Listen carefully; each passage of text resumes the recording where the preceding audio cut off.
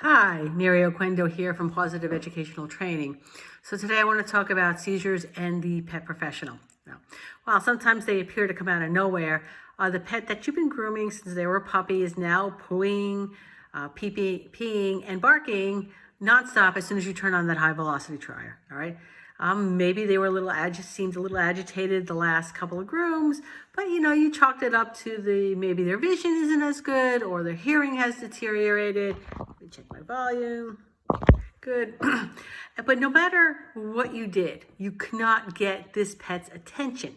There was that whole 1,000-yard stare, lights on, no one's home look on their face this time, all right? This pet was having an environmentally stress-induced seizure.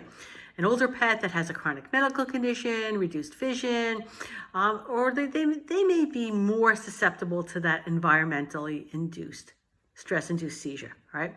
It's often overlooked and not very well understood by pet professionals. So I want to start off with what is a seizure, all right? Seizure, convulsion, epilepsy, fit, they're all basically different terms for the same condition.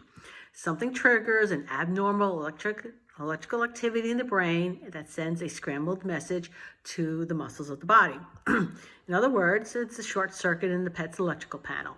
Right? Both dogs and cats can have seizures. In the case that I was referencing above, it could have been the volume or the pitch of the high velocity dryer that induced the seizure. Could be a combination of both. All right, again, not well understood.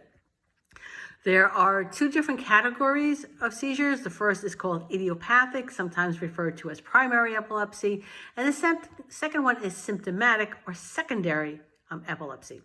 Idiopathic is basically genetic in nature.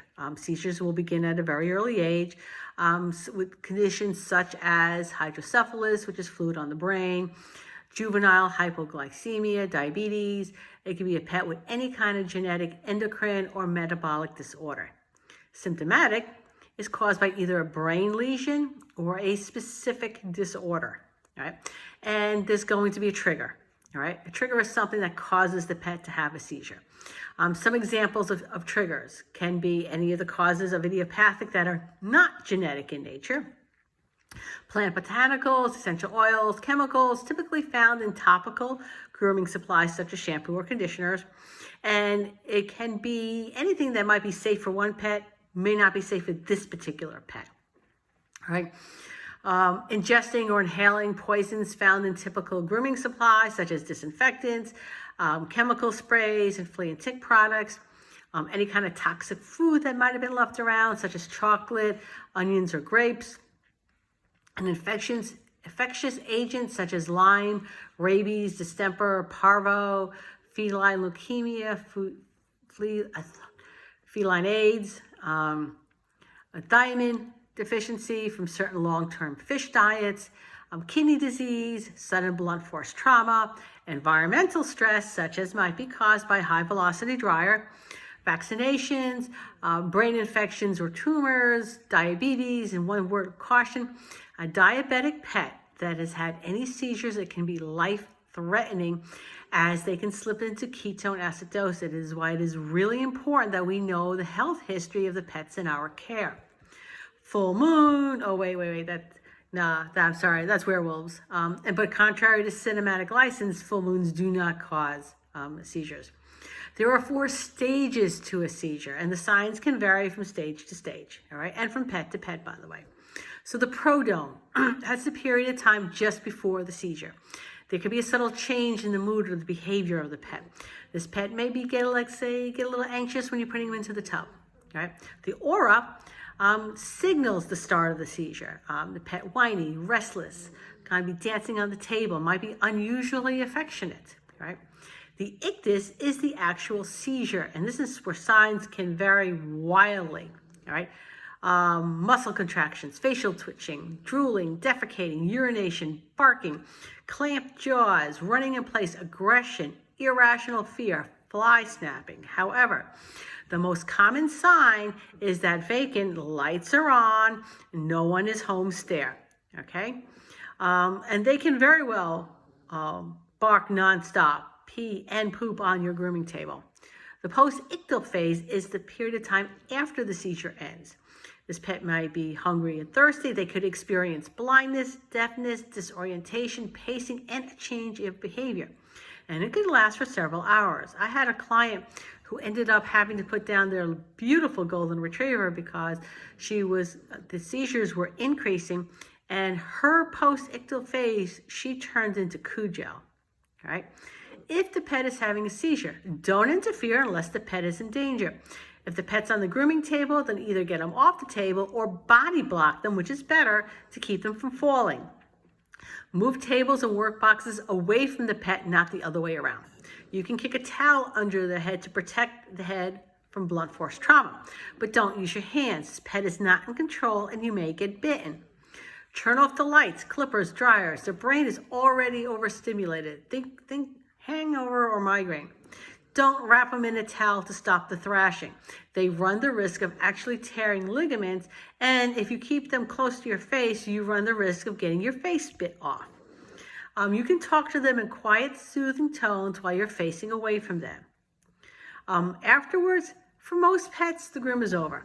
They are now in the post-ictal stage. They need quiet. Contact the owner for pickup and the veterinarian if warranted. All right? Their body temperature will have risen, so don't cover them in towels to comfort them. Their blood sugar will have dropped. Serious concern for those diabetic pets.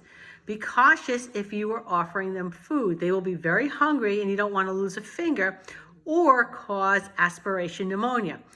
Aspiration pneumonia can occur when food or water is gulped down too fast, especially following a stressful event. So when should this pet go to the veterinarian? The first time the pet goes into a seizure as you are not sure what the cause is. Note, this is why it is so important to know the medical history of the pets in our care. It's going to differentiate between a first seizure and an established medical condition. Status epilepticus.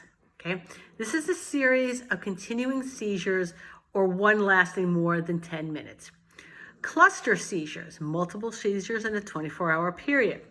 Pale white gums, which is an indicator of pulmonary edema in the lungs caused by the seizures. That is life and death, okay? Always contact the vet first for any instructions and to give them time to prepare for your arrival. In addition to knowing the medical history of every pet in your care, you should also have a consent to treat form filled out by the owner, right? Can you prevent seizures from happening in your care? It depends on the trigger, all right? For high velocity induced seizures, the obvious answer is not to use the high velocity dryer on such pets. Either cage dry them, or in the case of the mobile groomers, don't dry them at all. What has worked really well has been using a happy hoodie. A happy hoodie is that little tube sock type thing you put over the ears to protect the ears from the high velocity dryer. It can reduce the noise of the dryer. That has helped a lot. For dogs and cats where that has helped, I would simply dry up to the back of the neck and the head would just be as dry as the happy hoodie wicked out the water. All right. Grooming a pet that has a history of seizures can be done safely as long as the groomer is aware of the pet's limitations and alters the grooming environment to accommodate them. All right. But while seizures can be life-threatening, they can be managed through veterinary care, owner awareness, and your knowledge. Right? So thank you for listening. I can always be reached for any questions at mary@positivelypretty.com or simply visit either one of my websites at positiveed.com, PAWSITIVEED.com, or maryoquendo.com. So